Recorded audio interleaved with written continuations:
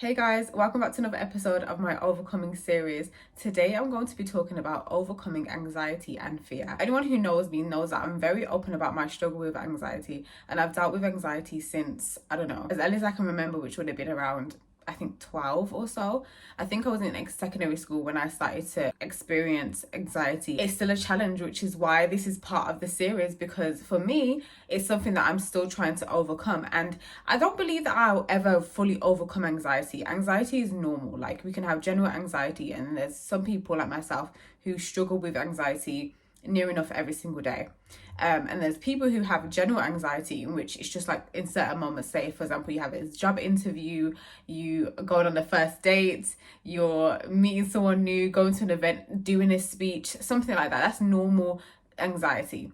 Now, when you suffer with anxiety, you have an anxiety disorder that you suffer with that impacts your mental health and your ability to navigate life and do day-to-day tasks. So when I was 21, I started CBT therapy, and she diagnosed me with anxiety and OCD, which is obsessive compulsive disorder. And I remember my first experience of anxiety was when I was younger, and there's certain instances where people think is ridiculous. So there's one instance that stands out to me, is when it was 2012 and we thought that the world was going to end. Well, I thought that the world was going to end, but I had so much anxiety about it. People around me, my sister, my mom, my family members, they thought I was being ridiculous. But for me, that was an example of anxiety. I remember crouching in a corner, completely scared, absolutely scared, thinking the world's going to end, thinking that maybe like the sun was going to crash into earth and things are going to start blowing up. To me, it symbolized this fear of not having control. It symbolized this fear of not being able to live a life that I want to live. It symbolized not being able to do the things that I want to do. It's this fear of the unknown, basically. I was just so scared. And in that instance, everyone was just kind of like, stop being ridiculous, you're being silly, of course it's not going to end. But I was a child at the end of the day. I was a nervous little kid. I was worried and I was anxious, and you couldn't tell me that that wasn't going to happen, because I put it into my mind that the world was going to end. And yes, it sounds ridiculous now that I'm saying it out loud. And I can see why the adults around me were like, girl, relax. But the point is that I was a fearful child at the end of the day. And whether it is ridiculous, a lot of anxieties are ridiculous. And you know what they say about fear? It's false evidence appearing real. And it's true. There was no evidence that the world was going to end for me, but it was real to me. It was something that was real. And anxiety is like that sometimes. It's one of those things where it might be something that seems completely ridiculous to other people, but to you, you're convincing yourself that this is real, that these are facts, when you have no evidence for them. I would constantly be looking for danger, something that symbolizes that I could be ill or something could be wrong with me. And I was constantly looking for reassurance from my family members, my sister, my mom, and I was just panicked all the time, just in a state of nervousness. And I still struggle with it to this day. And this is why it's part of this series, because it's like, this is something that I'm trying to overcome. Or at least if I can't completely overcome it, then manage my anxiety in a healthy way. And I know that some people will relate to that as well, where it's just kind of like, it feels like a constant battle, where you feel like you've gotten to a place where you're able to manage your anxiety, and then something could come about and then you're re-triggered again. You're feeling anxious, you're feeling stressed out, and then you start to revert back to behaviors which feed that anxiety. And then it feels like you've not learned your lesson, you're not doing things differently, and it gets frustrating. So I understand that, but what I'm learning about anxiety and fear, sometimes it's one of those things where you just have to learn to manage that. You have to do the healthy things in order to manage it. It won't necessarily go away completely. Your anxiety is likely never to go away, but it's one of those things where you can manage it and you can deal with it in healthy ways, as opposed to kind of beating yourself up for the fact that you're not able to get rid of your anxiety. Because for a lot of us, we have general anxiety about normal day-to-day things. When you have the disorder, normal day-to-day things might be heightened. Someone like yourself, it might be like tenfold, whereas someone else, they could have anxiety and it lasts for like 30 minutes to an hour, whereas your anxiety can last for the whole week, because it's something that's impacting you. But it's just being able to accept that this is an aspect of you, but it doesn't define who you are. Your anxiety doesn't define you. You don't have to walk around saying, I'm an anxious person, I'm an anxious person. But what you can do is learn to manage it and accept that this is part of who you are. For a lot of people who have anxiety disorder, it showed up within their childhood. Now, this might have been an imprint in the DNA. I don't know too much about the scientific facts of it. I do feel like your disposition is formed within the womb, personally. And I feel like maybe if your mother is going through stress, if she's panicked, or she has a form of anxiety, or there's mental health issues, then I believe that can impact the way that you're developing in the womb. Also, when you're born and the circumstances that you're born into. If you're born into a circumstance in which there's heightened anxiety, there's chaos, there's a lack of control there, the adults are emotionally immature, or the adults themselves are suffering from mental health, then that can create a sense of insecurity within you, a lack of safety within you. And then in turn, it creates anxiety within you that can follow you throughout your life. And so when I shared that experience of me thinking that the world was going to end and me getting all panicked and scared, I feel like within that moment, when it comes to children, it's the adult's responsibility to respond to a child's anxiety in a healthy way. It's easy to see a child and think, oh, you're being ridiculous and you're being silly. But children have not developed that emotional maturity yet to understand their thoughts and their feelings. They're learning, they're trying to understand how they feel. So if a child has a nervous or anxious disposition, then the best way for you to approach that as an adult is to approach that in a healthy way, with compassion, with affirmation, with reassurance and kindness, instead of like mocking or shaming them for feeling the way that they do. And I don't blame my parents, I don't blame anyone around me for responding to me in a way it was like, go calm down, because people only know how to react based on like what they know or what they think is the right way to respond. But what I do think is that in that moment, that's what I needed. And so as a child, when you're not receiving the necessary response, when you're going through like an anxious moment or you're dealing with difficult emotions, then you end up learning to try to self-soothe or do it yourself, or figure out ways in which you can, cope with your emotions. Children need an adult's helping hand. We need to be taught how to do that by adults who are emotionally mature enough. The lack of that, I feel like in those moments, made me feel unsafe, made me feel like how I feel is not going to be validated or understood, or people are going to think that I'm ridiculous. And I feel like that followed me throughout my life, because especially into my adult life and my teenage years, because when I would act in an anxious way, I would feel bad for how I felt. I would feel bad for my anxiety. I would feel bad that I felt upset and I felt fearful or worried or cautious or anxious or even paranoid. Because when you connect the dots, it's like, if you think about the moments in which you needed something and you didn't receive it, you're going to grow up feeling like you're never going to receive what you need. And so you absolutely, as an adult, have the responsibility to self-soothe and learn how to self-soothe, learn how to manage your emotions and your feelings within any moment, right? You have to know how to do that. But the reality is, it's something that you have to be conscious about, especially when you never had that. When you never had that as a child, and that's difficult, especially when you've now developed a anxiety disorder and you have mental health struggles that impact your ability to do that. So for me, I've connected my fear and anxiety with each other. Like anxiety is a state of being fearful, it's a state of being panicked. I had to kind of think about what I truly am fearful about, and I think that's an important awareness, to really ask yourself, what are you actually worried about? If something that you're concerned or worried that will happens, what do you think that means for you? How do you feel like you'll be able to manage it? Are you worried that you won't be able to manage this bad thing that you feel like is going to happen, which a lot of the times it likely doesn't happen. We know that, especially when you deal with anxiety, you catastrophize. And I started realizing, for me, it's a lack of control. My anxiety and my fear stems from feeling like I don't have control over life and what happens. And that if something negative happens, I won't be able to control it. And it's also that connection with worthiness. Sometimes when we feel like we're worthy of good things and worthy of good experiences and and positive outcomes, things to go right, we navigate life not feeling as fearful.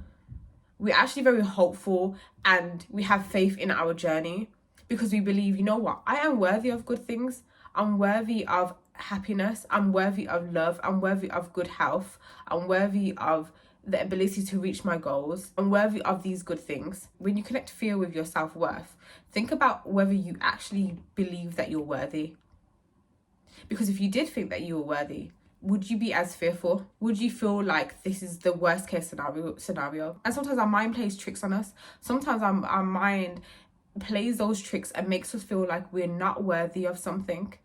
And we tell ourselves these things. And also it could come from like our childhood experiences, things that we've gone through, when there's a lack of stability in the household, when we haven't got the things that we wanted, when in moments when we needed that reassurance and affirmation, we didn't get the things that we needed, when people tell us certain things, when people constantly criticize us or make us feel like how we feel or who we are is wrong. We navigate our adult lives as fearful adults, thinking that you're destined for instability, that you can't get the positive outcomes or results that you want. And for me, especially last year, where I had a lot of like health concerns and my anxiety peaked last year, like my anxiety was through the roof.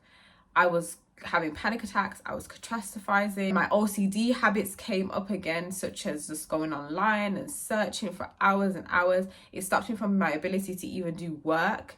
And my manager noticed. I was just late. Some days I would lay in bed and just not want to do anything, just cry all the time, in a state of constant fear and anxiety.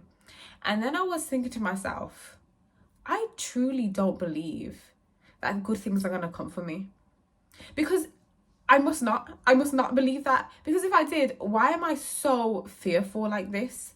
Why am I fearful that the worst case is going to happen to me? It's almost as if like I'm preparing myself for the worst thing. Even if this negative thing that can happens, who said I won't be able to manage and handle it? Who said you won't be able to manage and handle anything that comes in your life? Because maybe you can handle it. Maybe you just have to find ways in order to handle it. And being able to handle it might be with the help of someone else. But who says you won't be able to handle it, right? It hasn't come about for you to know that yet. Nothing good came from me being in a state of fear. The only thing that came from it is me stopping my life and not living in the present moment, not enjoying what's happening now. The way that time is just flying by and we're getting older and things are happening, we cannot let these days just fly past us just because we're staying in a state of fear and anxiety. Because we're so worried and we're not allowing ourselves to live life and to be in the present moment and enjoy what's happening now. Because we're so worried and so anxious about the future, so upset about the past and what the past might mean for us now in the future, that we're forgetting that we're living in the present moment and we are here now, we're here today. And that's what anxiety and fear can do to you. It can cause you to be stuck and stagnant. It can literally keep you stuck in the past and stuck on the future and what could go wrong, could possibly happen. But what about if you think about the possibility of things going okay, things going right for us? If we pour our energy into the idea that things will be okay, that we'll be able to handle anything that life throws at us, that we will be able to experience the joys of life, that we'll be able to achieve our goals, what's better than that? What's better than having that thought process as opposed to being fearful? And it's not to say that having that mindset will automatically get rid of your anxiety and your fear. It doesn't do that. Because you will have moments where you're triggered, and that's okay. That's completely normal. But it's about reassessing why you are so fearful. And also think about like your self-worth and your belief that you are worthy of good things in life. And having that faith within yourself. I feel like life's experiences and people can break down our faith that we have for ourselves. And it's like when you don't have that faith, it's like what's leading you and guiding you. If you don't have that faith, it's your anxiety and your fear that's guiding you. And then when we navigate life with fear, we either don't do what we need to do, we don't come out of our comfort zone, you don't live in alignment with who you are and what you want. It stagnates us so much to the point where we don't get the things that we want. We don't end up living the life that we want. And then it's the experiences that come from living in fear that reaffirm that belief that we're unworthy.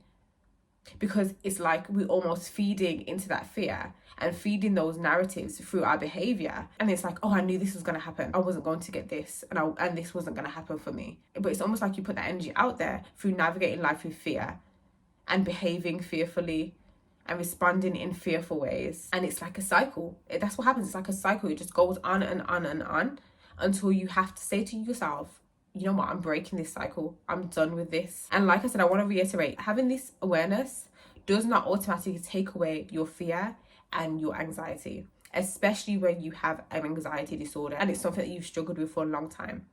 But what it does do is help you to deal with it and manage it in healthy ways. And in those moments where you're feeling anxious and you're feeling panicked, pause, give yourself time to breathe, give yourself the ability to understand what's happening, what you're feeling internally, what you're fearful about, Because sometimes it's about identifying what we're truly fearful about. Because there's still sometimes we'll misplace our fear onto something completely different until we really think, what is really concerning me deep down? And then you're able to dig deep into where that fear came from. Was that a fear that stemmed from you? Did it come from your childhood? Did it develop through a certain experience?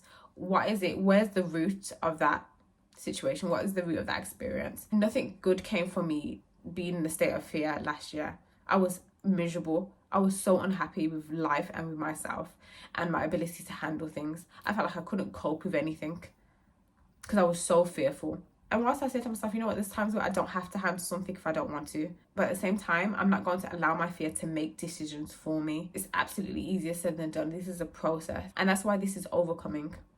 It's overcoming. We're overcoming this anxiety. We're overcoming this fear. And we're placing our faith within ourselves. We're placing faith within God. We're placing faith in our journey. And that's what's going to help us to push through those fearful moments and push through that anxiety and navigate that negativity or the thoughts that come into our mind. Those thoughts that attack our mind and tell us we're not worthy, we're not good enough, things won't go right. When those thoughts come into our mind, we're going to have to hit them back out like a what's it called? A tennis racket. Like one by one. Pew, pew, pew. Get them gone. That's what we're trying to do. We're trying to combat those moments. But if you deal with anxiety and it's becoming extremely overwhelming for you, I would 100% suggest thinking about going to a therapist, seeing a therapist. CBT therapy was good. That was helpful. I didn't feel like it got to the root cause of my fear and my anxiety, but it did help me in managing my anxiety. But then you can also see a psychotherapist, which I have as well. I've seen a psychotherapist which goes a little bit deeper into your childhood. I'm someone who's all for therapy. Like, I'm not gonna lie. I feel like it's one of those things where there's nothing wrong with having a helping hand or having that person to be there for you, to guide you into self-awareness. But in the meantime, we're managing our anxiety, we're overcoming, and we're doing the things that we need to do to attack those negative thoughts, those negative feelings. We're walking in faith, not fear, and we're going to live within the present moment and truly believe that we are deserving of good things. So yes, together we'll overcome our anxiety and fear. And even if we don't fully overcome it, we're doing what we need to do. We're starting the process. We're working on it. And that's all you can give yourself sometimes. Thank you for listening to another episode of my Overcoming series, and I will see you in my next episode.